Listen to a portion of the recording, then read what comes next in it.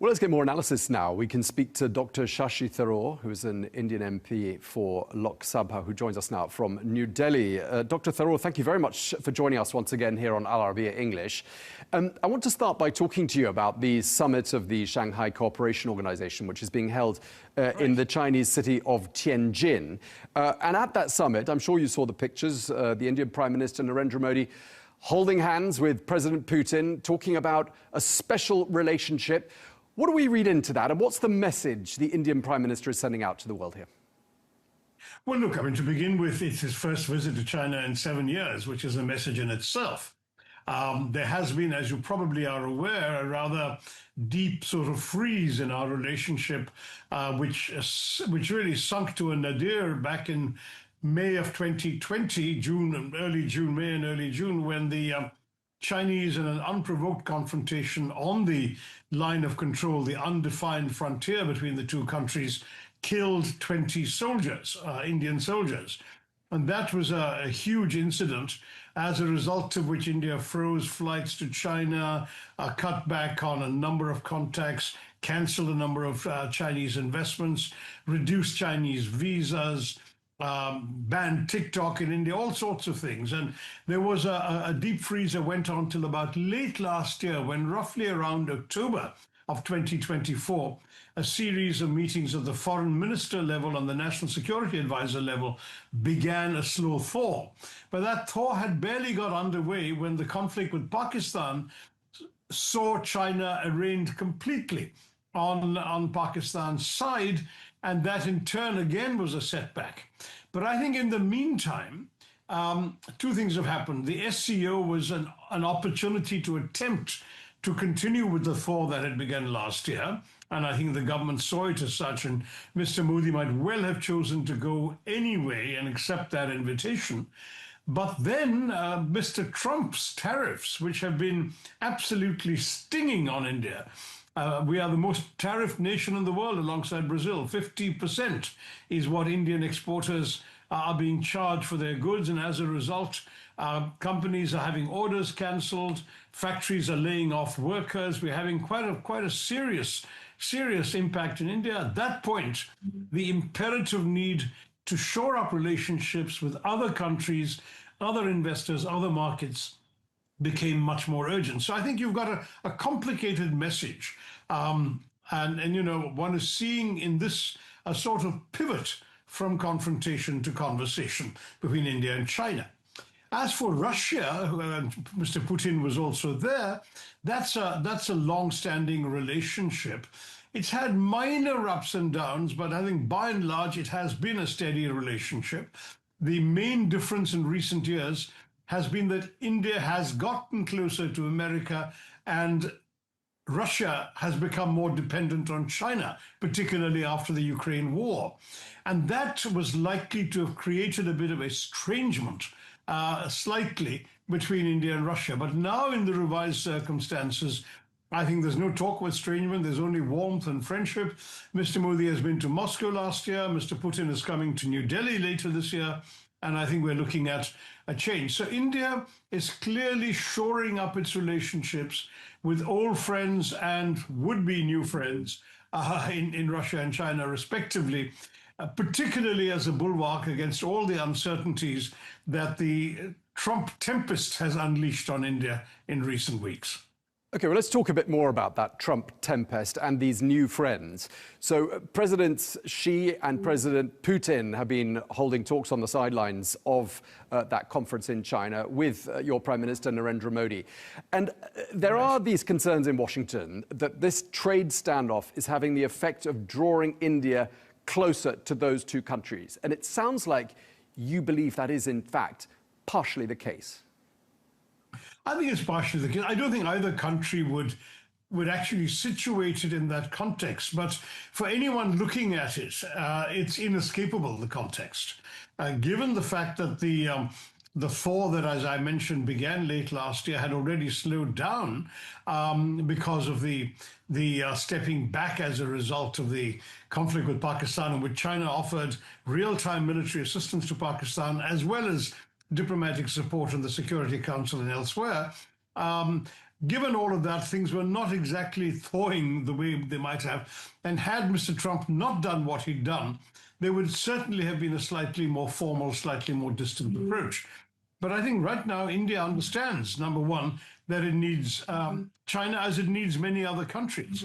And China understands that this is not a bad time to be talking to India because India is approaching it from a position of weakness, from, as we say in cricket, from being on the back foot. And I think that's something which gives each side an incentive to do some serious talking. I think there are going to be some more cricketing analogies as the conversation goes on, because you've written a piece that is riddled with cricketing analogies and metaphors. Yeah. But we're going to come back. We're going to come to that. We're going to come to that in just a moment. But I just wonder what. I mean, just to add to what we were saying, Tom, Indian pilgrims have started returning to Hindu and Buddhist sites in Tibet. Direct flights are resuming. They've been announced already. Therefore, visa restrictions are also easing. And both nations are orchestrating a flurry of high-level exchanges to formalize this thaw. So I think that there's clearly a shared intent to move beyond the recriminations of the past and to reimagine the relationship. So though the fault lines have been more apparent than the possible areas of convergence, India and China are certainly both making steps towards each other.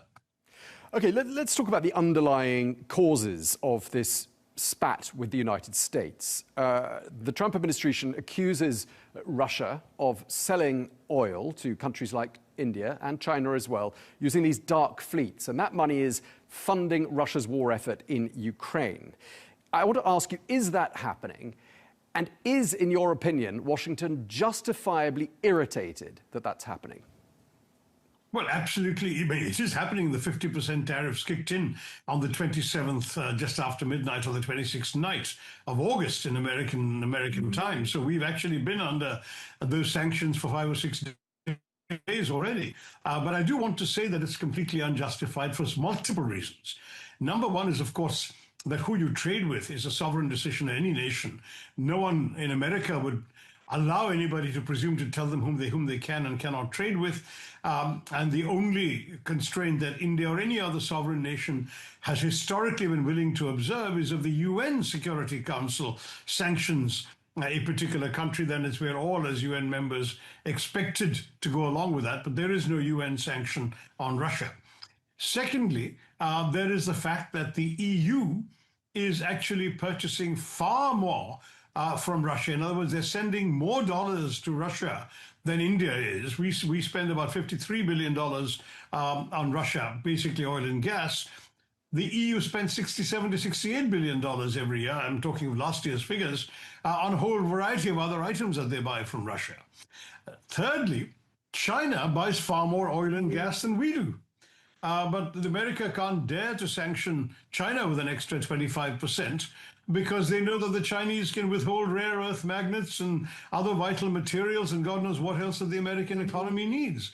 And so the problem with India is that India essentially is unable to conduct any reprisals against this punitive or vindictive action by America, because the only way we can do so would be to hurt our own producers who are already hurting in terms of those items that the Americans have sanctioned. Because there are a couple of items that we are selling the Americans that have not yet had a tariff slapped on them. One is pharmaceuticals. We are the world's leading supplier of pharmaceuticals, even more than China. And so the average American going to his pharmacy for his headache remedy may have a bigger headache if the prices go up. And so they've been hesitating to sanction or tariff Indian pharmaceuticals so far anyway. And the other one is the electronics. We manufacture 60% of the Apple iPhones sold in America.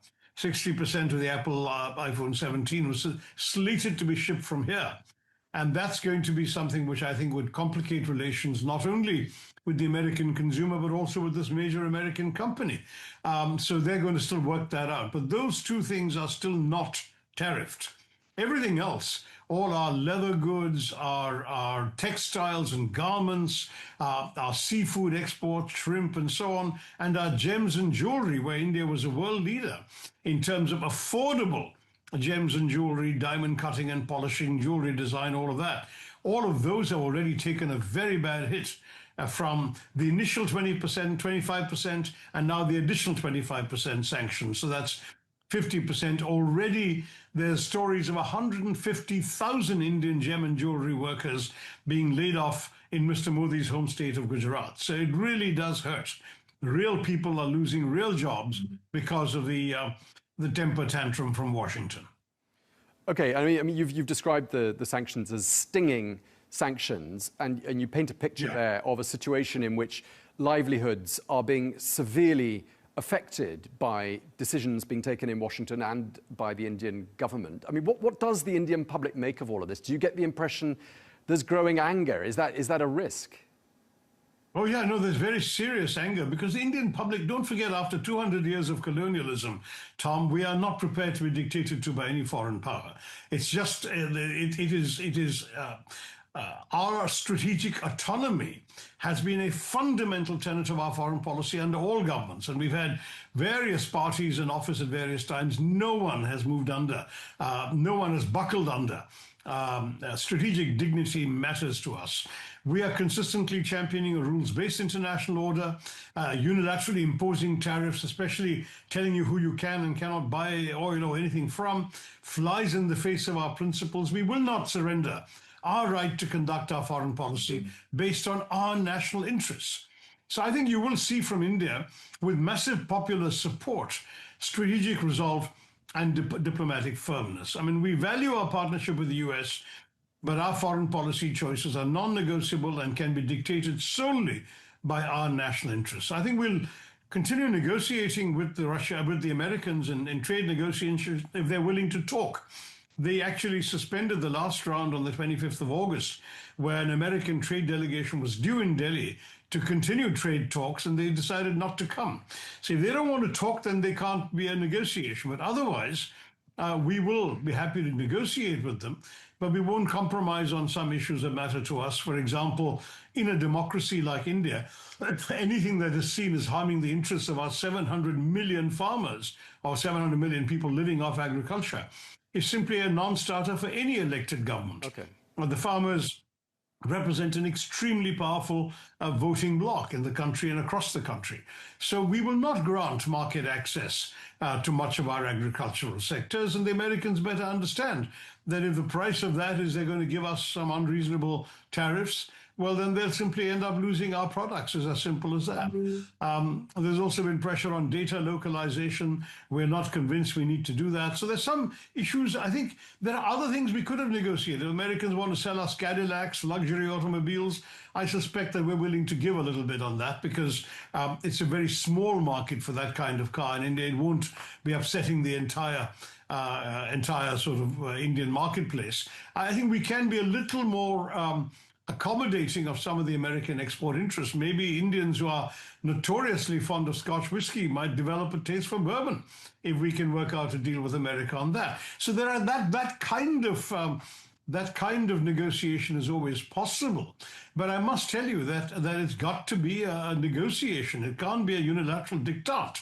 We know the US is a crucial market, but we are going to be redoubling our efforts to strengthen our trade ties with other significant economies. The EU, we're already negotiating an FTA with the EU. The UK, we've got an FTA concluded last month. Japan, ASEAN, partners in the global south, including Africa. I think we are going to be diversifying a lot more to reduce our over-reliance on any single market and to build resilience against the unpredictable unilateral actions, that kind of thing coming again from Washington. And we also have to do something about our domestic competitiveness and strengthening. I think we need to focus on improving our internal practices, our logistics, the cost of doing business, the ease of doing business, the productivity of our labor force. There are things we can do to get our act together a little better at home. We can't just compete purely on low wages. We need to invest on skills, on technology, on infrastructure. We got to make our products globally competitive, even in the face of whatever tariffs we finally end up with, which I hope certainly will not be anything like 50, well, should ideally be around or lower than 20. Then we will be able to compete with other Asian countries and other countries generally that are also being tariffed at between 15 and 19% these days by the Americans. That could be fine. And we can also do a strategic review of our own tariff structures to ensure that they're actually serving our economic goals. Mr. Trump keeps complaining that our tariffs are too high. Our average tariffs in America are just 17%. So American tariffs are actually higher on Indian goods and Indian tariffs are on American goods. But we can still look at that. We can see where we can ease things, as I said, on a sector by sector, item by item basis. Let's see. Okay. My own gut feeling about all of this is these actions by President Trump are testing our resolve, testing our proud history of strategic independence, and we're not going to capitulate.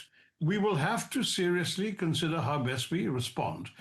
And my gut feeling on all of this is we will be able to, but we're not going to sacrifice our strategic autonomy even for short-term economic relief. That would be a betrayal of what every Indian would agree is our national interest.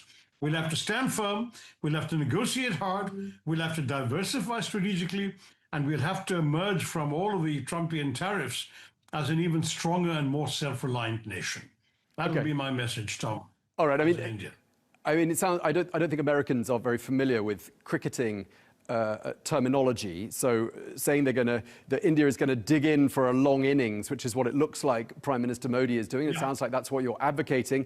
I mean, just putting that in Mr. Trump's more sort of familiar language, the language of baseball, sounds like you advocate playing hardball. Hardball, but not going for home runs at the first shot. I think we have to recognize that, stealing the occasional base is the best thing we can do, if that metaphor works. It sounds as though, just reading what President Trump put out on social media last night, on Truth Social, he said, India is making concessions. He says they have now offered to cut their tariffs to nothing, but it's getting late. They should have done this years ago. Do you read this as a softening of President Trump's stance? And do you think perhaps those pictures, do you think those pictures in China rattled him? No, I think it could well have done. And certainly if he says it's getting late, that means there's still room for compromise. If he says it is too late, that means he's playing hardball. So that getting late is, I think, a fairly encouraging turn of phrase, and it may suggest there's some room for maneuver. Okay. Are you hopeful that a negotiated solution is going to be found? I'm sorry, could you repeat that, Tom? Are you hopeful that a negotiated solution is going to be found? Well, look, there are two parts to this particular problem. There is, first of all, the base 25% tariffs, which are higher than most of our competitors for similar labor-intensive items. So you can't compete with Thailand on gems and jewelry, with Vietnam or Bangladesh on garments, with many Southeast Asian countries on seafood exports. At 25, if those countries are only paying tariffs of between 15 and 19, because that gives you a 6% premium that makes it very difficult for Indian exporters to attract their American buyers. Then there's a second 25%, which is the sanctions on India for purchasing Russian oil. I think that second 25% can be waved off by Mr. Trump with a wave of the wand saying we made our point and we'll take it off. Because he's now focused in his yesterday's post on Truth Social only on the basic tariffs, which is the first 25. And there, if we can negotiate down, if we can, we haven't reduced everything to zero, I know, but if we can reduce some to zero and some to lower numbers and come to a compromise with America, maybe we can end up also at a lower number than 25. Maybe we can come to 15, 16, 17. Anything up to 19, I think, would still enable us to compete with other Asian countries who are exporting the same kinds of goods to America. But the sanction 25 is a political policy. He sanctioned us, he hasn't sanctioned China, he hasn't sanctioned the EU. He's got to decide whether the relationship with India is so unimportant to him that sanctioning India by that extra 25 is worth it. If he decides on second thoughts he doesn't want to throw India aside and he wants to preserve the relationship, then I think he can certainly knock the second 25 off, and then the trade negotiators can work out a deal on the first 25. That's the way I see a possible outcome. And it'll all have to happen in the next few weeks because it's already hurting. As I said, people are being laid off right now as we speak. Okay, we're coming to the end. I just want to ask you, because last time we spoke, it was obviously at the height of the tensions between India and Pakistan. And President Trump has said since then on multiple occasions that he played an instrumental role in helping to defuse that situation and avert, he said, nuclear war. I want to ask how important you think that role was played by the US president and his administration. And what is the state of affairs now with India and Pakistan? How do we avoid a repeat of those sorts of tensions? Well, on the first one, Thomas, as I mentioned to you when we spoke during the conflict, India never needed persuading. India's message was consistent throughout. We're just conducting reprisals against terrorists. That as far as we're concerned, if Pakistan hits us, we'll have to hit back. If Pakistan stops, we'll stop. And from the Indian point of view, the moment the Pakistani Director General of Military Operations called his Indian counterpart and said, look, we want to call this off, India immediately said, we'll call it off. So India never needed persuading. But it's entirely possible that President Trump or people speaking on his behalf persuaded Pakistan, that Pakistan was being belligerent and the Americans said, we don't want this getting out of hand, cool it. And the Pakistanis yielded to Mr. Trump's entreaties, in which case, of course, we're grateful. Everyone wants peace on the subcontinent, India most of all. So I don't think that we would have any difficulty in crediting Mr. Trump for whatever he may have said to Pakistan. But we just wanted to make it very clear that he didn't say anything to us. In fact, he didn't call Mr. Trump between his first condolence call after the terrorist attack by the Pakistani terrorists and his subsequent call to Mr. Modi after they missed each other at the G7 summit in Ottawa, when Mr. Trump cut short his trip and had to miss his meeting, his scheduled meeting with Mr. Modi. Between those two calls, there was no call between President Trump and Mr. Modi. And that's what's important for all of us to make clear. We are not a country that accepts the notion of mediation.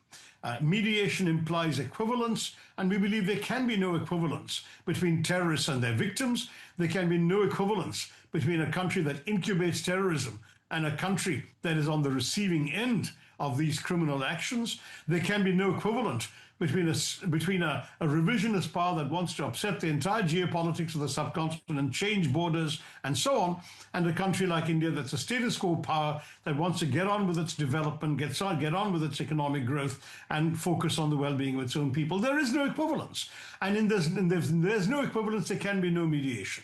So we made it very clear that we don't welcome American or anybody else's mediation, but we certainly welcome, and we have great respect for the American presidency. If Mr. President or his officials spoke to the Pakistanis and got them to climb down so that we're now at peace on the border, that's a good thing for everybody. And we are at peace. You asked how things are with Pakistan. There had been no particular new tensions, no new incidents, no new violence, no new shelling, nothing of that sort. So at the moment, the peace that came about at the end of Operation Sindoor is holding. And that's the best we can say. But I don't know what Mr. Trump said to Washington, to Islamabad. And if he's certainly seeking credit for that, he probably deserves it. But as far as India is concerned, he didn't play any role in persuading us, nor did we need any role of persuasion. Okay, this is my last question to you, Dr. Tharoor. You've been very generous with your time. You've got a huge social media following. Our last interview together delivered an enormous view count. And a lot of your supporters, when I look in the comment section, are asking the same question. Does Dr. Tharoor have prime ministerial ambitions? What's the answer? Oh, my word. The answer is there is no vacancy. And look, I mean, in a parliamentary system, no one can aspire to any specific job. You aspire to do your best for the constituency that elected you, which in my case is Thiruvananthapuram, which you pronounced so ably when you interviewed me last. And that's where I'm focused. But I have had a long association with world affairs and international questions. I care passionately about them, and I chair the Parliamentary Standing Committee on External Affairs. So I focus on these topics as part of my parliamentary duties, not because of any prime ministerial ambitions. But thank you for asking. But you wouldn't turn it down? Oh, come on, don't ask questions that I don't particularly think it's wise to answer. But as I said, there is no vacancy. We'll have to talk about real situations and not hypothetical ones, as we've been doing in this conversation. All right, well, we look forward to continuing the conversation, and we really appreciate your time today. Dr. Shashi Tharoor, thank you very much indeed, sir. Thank you, Tom. All the best.